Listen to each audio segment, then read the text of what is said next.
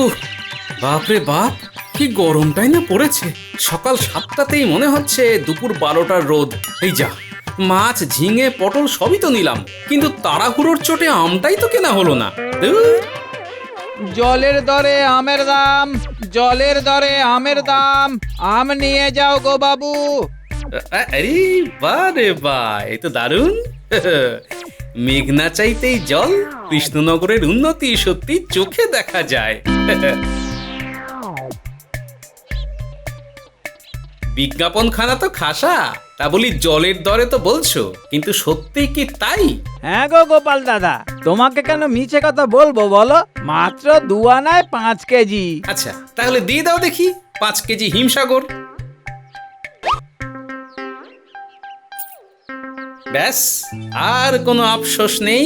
এবার বাড়ি গিয়ে গিন্নির হাতে ধরাবো বাজারের থলে, আর তারপর রসিয়ে রসিয়ে আম খাবো।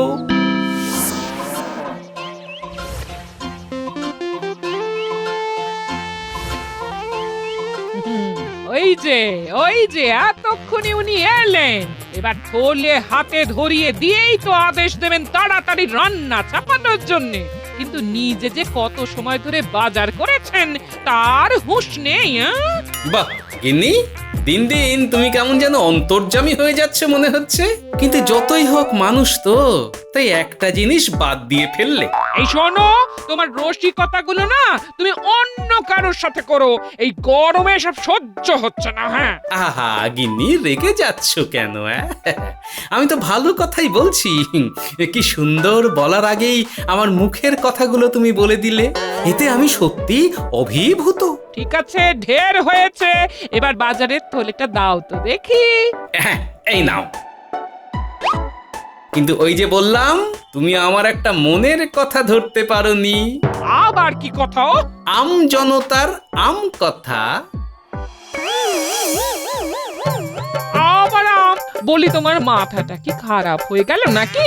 রোজ রোজ এই বয়সে এত কেজি কেজি আম খাওয়া না ঠিক নয়। আরে ছাড়ো তো, গরমে নরম রসালো আম খাবো না তো কখন খাবো শুনি? তুমি কেটে দিলে দাও, নয়তো আমি এমনি খেয়ে নেব। যা খুশি তাই করো তুমি, আমি আর আম কেটে দেবো না, ব্যাস। ঠিক আছে, আমিও আম খাবই। তোমাকে আমার মাথার দিব্যি গো, তুমি আর কেজি কেজি আম খাবে না। এত আম খেলে শরীর খারাপ করবে গো। আচ্ছা আচ্ছা, বুঝেছি বুঝেছি। গিন্নি থামো না, থামো থামো, আর কাঁদতে হবে না। ঠিক আছে ঠিক আছে, আমি সব আম খাচ্ছি না, কেমন? শান্তি। সত্যি তো? হ্যাঁ বাবা, 3 সত্যি। তাহলে এই এত আমের কি হবে? কি আর হবে, বরং মহারাজকেই দিয়ে আসি। হ্যাঁ, সেই ভালো সেই ভালো। আমি বরং ভালো করে গুছিয়ে দিই আমগুলো। হ্যাঁ,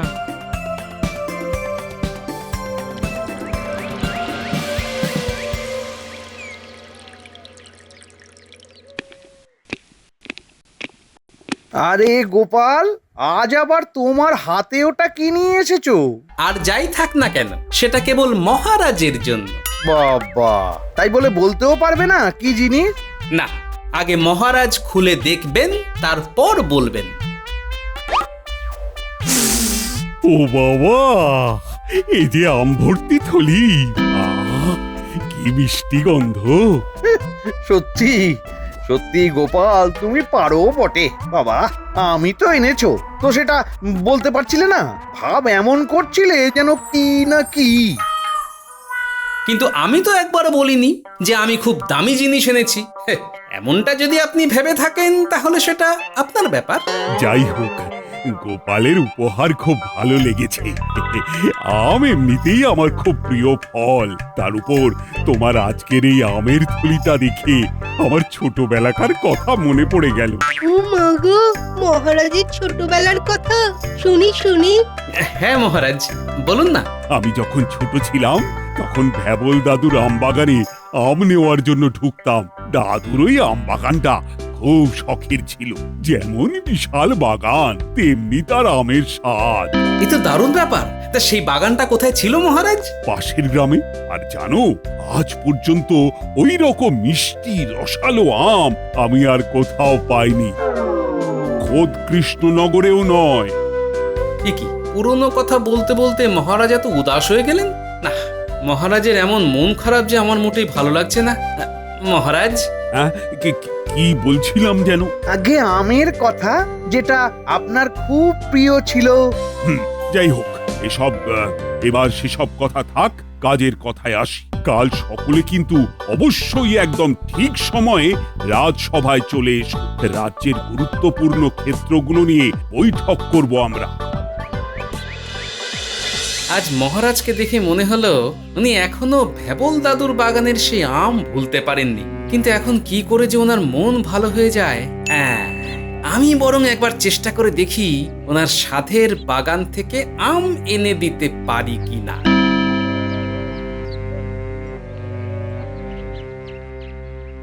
আরে গোপাল যে! কিন্তু পাশের গ্রামে যাওয়ার জন্য তো একটা গাড়ির প্রয়োজন। ওই তো ওখানে একজন গাড়ি নিয়ে বসে। যাই, গিয়ে কথা বলে দেখি। গরুর গাড়ির লোকটার সাথে কি কথা বলছে হঠাৎ? আড়াল থেকে শুনি তো। তাহলে ওই কথাই রইল। আচ্ছা গোপাল দাদা, আমি সব তৈরি রাখবো। মনে হচ্ছে গোপাল কোথাও একটা যাওয়ার পরিকল্পনা করছে, কিন্তু এমন সময় হঠাৎ কোথায় যাবে ও? না না, ব্যাপারটা দেখতে হচ্ছে। আরে মন্ত্রী মশাই, আপনি? হ্যাঁ আমি। কিন্তু সবার আগে বলো তো, একটু আগে গোপাল এখানে কি জন্য এসেছিল? আগে গাড়ির জন্য। পাশের গ্রামে কোন দাদুর আম বাগানে যাবে, তার জন্য গাড়ি ভাড়া করলো। আচ্ছা, এবার বুঝলাম। গোপাল তাহলে মহারাজকে খুশি করার জন্য ভেবল দাদুর বাগানে যাওয়ার পরিকল্পনা করেছে। কিন্তু এবারে যে সে আর হচ্ছে না। গোপালের আগে আমি যাব ওখানে। কিছু হয়েছে মন্ত্রী মশাই? হ্যাঁ, না মানে কিচ্ছু হয়নি। আরে আর এত কৈফিয়ত আমি তোমাকে কেন দিতে যাব হে? হ্যাঁ, এখন চল আমার সাথে, দেরি হয়ে যাচ্ছে। আগে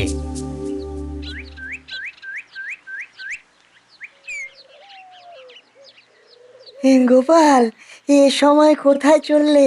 আর কি বলি বন্ধু, খুব গুরুত্বপূর্ণ একটা কাজ পড়ে গেছে, তাই পাশের গ্রামে যাচ্ছি। এ বাবা, তাই নাকি? এ কি কাজ? আমি মহারাজের জন্য ভেবল দাদুর বাগান থেকে আম আনতে যাচ্ছি। দেখলেই তো আজ কথা বলতে বলতে কেমন উদাস হয়ে গেলেন। হ্যাঁ, ঠিক বলেছো, আমিও খেয়াল করেছি সেটা। খুব ভালো ভেবেছো তুমি এটা গোপাল। মহারাজ খুব খুশি হবেন। কিন্তু তুমি এখনই এ কথা কাউকে বলো না, বুঝলে? একদম বন্ধু, তুমি কোনো চিন্তা করো না, নিশ্চিন্তে থাকো।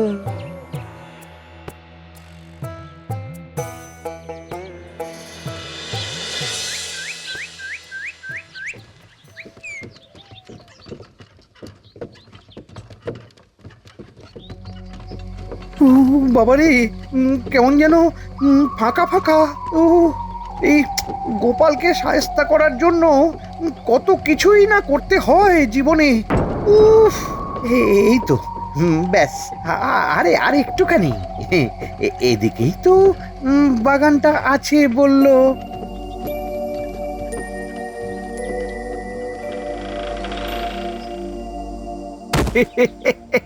গোপাল জানতেও পারলো না যে ওর আগেই আমি মহারাজের জন্য আম নিয়ে যাব। এবারে গোপালের মহারাজের থেকে আর উপহার পাওয়া হবে না। আরে বাস, কত কত আম! মনে তো হচ্ছে কেউ আর এখন এই দেখাশোনা করার জন্য নেই। ভালোই হয়েছে, একদিকে মহারাজের পাশাপাশি নিজের জন্য গোটা 20 আম তুলে নি। কে আর আছে এখানে বলার?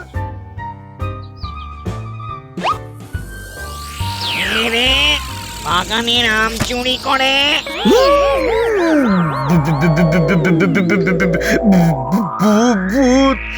ভূত! বাঁচাও!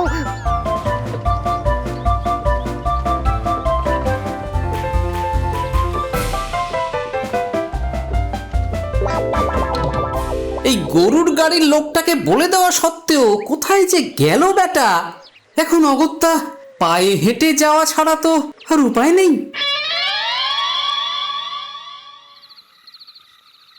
এই যে ভাই শুনছেন, ওই ভ্যাবল দাদুর বাগানটা কোন দিকে একটু বলতে পারবেন? কি বললেন? ভ্যাবল দাদুর বাগান? সন্ধেবেলায় তেনাদের নাম নিয়ে ফেললো দেখো। এ গায়ে নতুন নাকি? কেন বলুন তো? ওটা হচ্ছে ভূতের বাগান। একবার সেই বাগানে কেউ ঢুকলে ভূতের চাটি থেকে কেউ রেহাই পাবে না।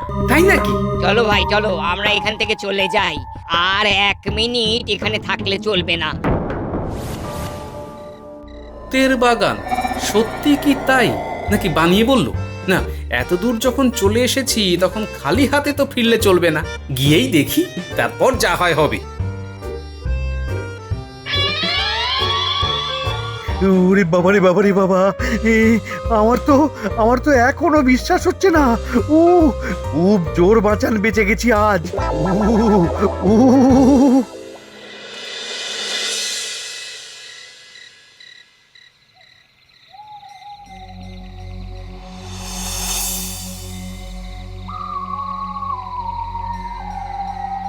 সত্যি ভূত আছে কিনা জানা নেই, তবে জায়গাটা বেশ গা ছমছমে। আমের মিষ্টি গন্ধে পুরো বাগানটা একেবারে ম করছে। এবার বুঝতে পারছি মহারাজ কেন এখনো এই আমের কথা ভোলেননি। ওই ওই যে আবার একটা এসেছে আমার বাগানের আম চুরি করতে। এবার তো চাটি খাবে। এই রে, কি সুন্দর আম গাছগুলো সব। সত্যি দেখাশোনার অভাবে কিরকম হয়ে গেছে বাগানটা। না, একটা অবলম্বন লাগবে।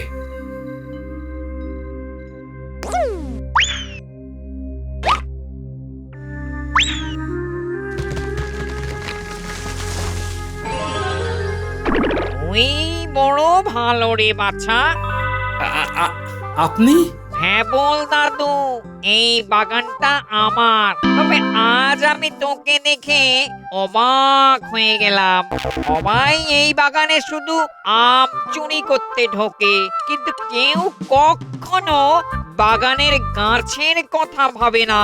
এই বাগানটা যে আপনার কতখানি প্রিয় সেটা আমি আজ বুঝতে পারলাম। আমিও তোর ওপরে খুব খুশি হয়েছি। তোর আম চাই তো আমি নিজে তোকে অনেক অনেক আম উপহার দেবো।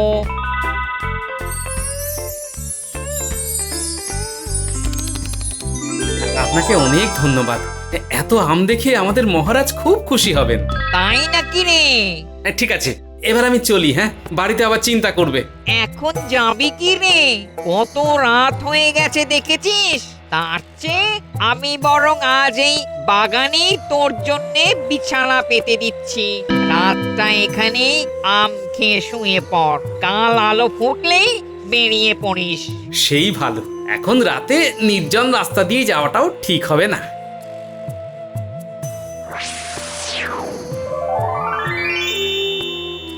নে নে এবার ঘুমিয়ে পড়। চিন্তার কোনো কারণ নেই। এখানে কেউ তোর কোনো ক্ষতি করতে পারবে না। সত্যি সারাদিন খুব ধকল গেছে, তিনি একটা ঘুম দিই।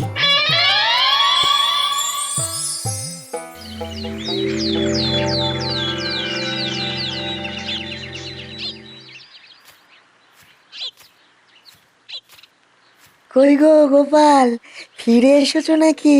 না বিজ্ঞানী দাদা, এখনো তো আসেননি। সেই কখন আমাদের বাগানে গেছে। বলো কি, সকাল হয়ে গেল, এতক্ষণ তো লাগার কথা নয়। আমার খুব চিন্তা হচ্ছে, কি যে হলো মানুষটার। না না, কিছু চিন্তা করো না, গোপাল ঠিক কিছুক্ষণের মধ্যেই ফিরে আসবে। আমি বরং সবাই যাই, গোপালের সাথে ওখানেই দেখা হয়ে যাবে।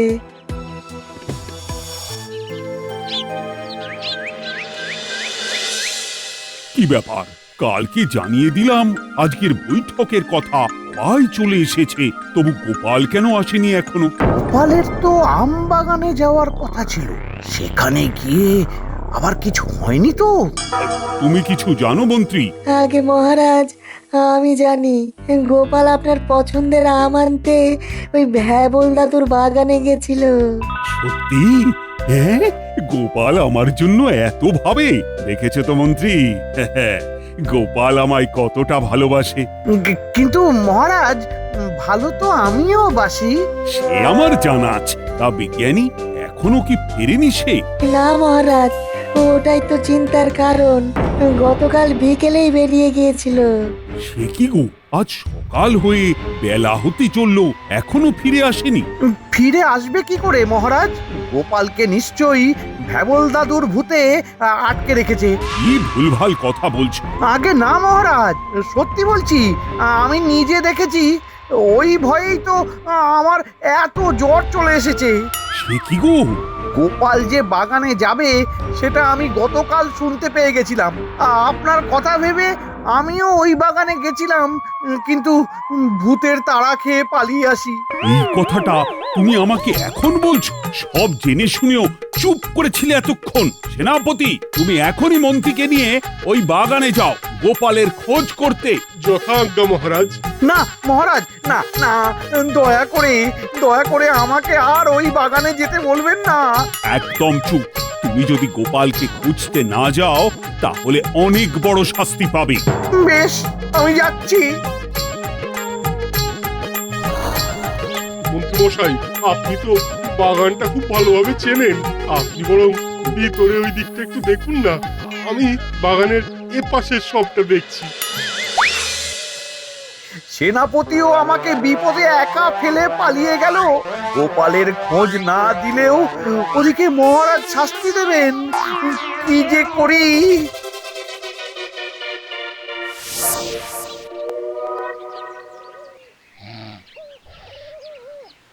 কি গোপাল এখানে এত আরাম করে ঘুমাচ্ছে? আমি তো নিজের চোখকেই বিশ্বাসই করতে পারছি না।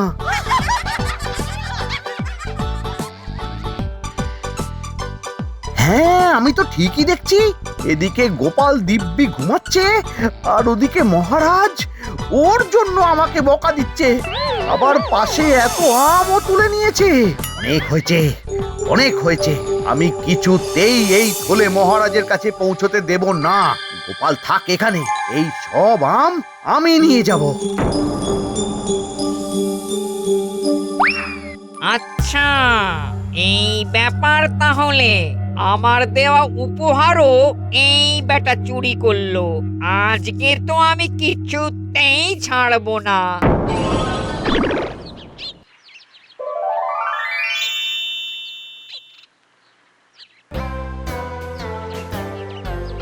এ কি, কত বেলা হয়ে গেছে, আমি এখনো ঘুমোচ্ছি।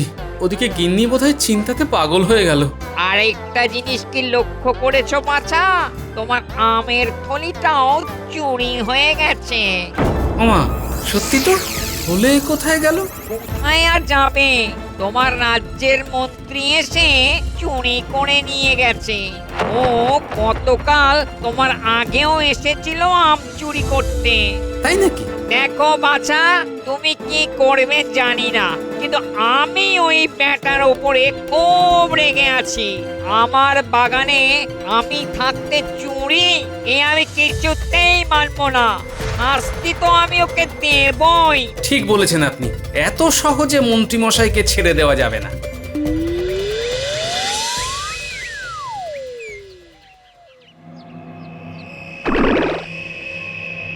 এরপর যা করার আমি করছি।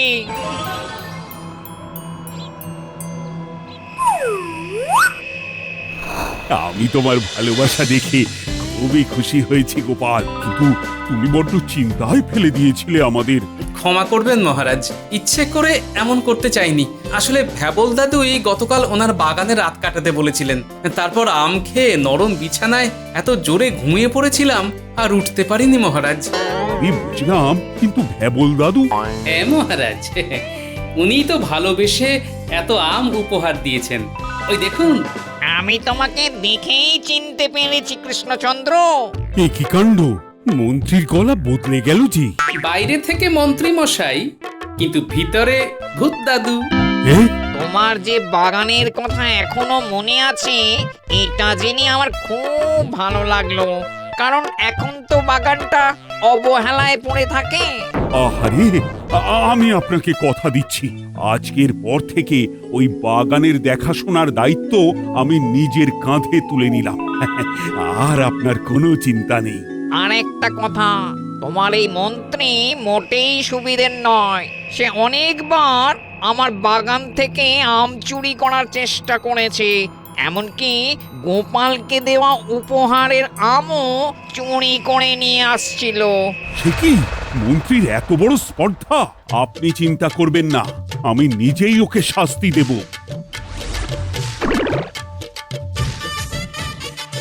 এ কি, আমি এখানে কি করে এলাম? সেনাপতি তখন আমাকে ফেলে পালিয়ে গেল, এখনো তো ফিরলো না। আমার বাগান থেকে আম চুরি করা?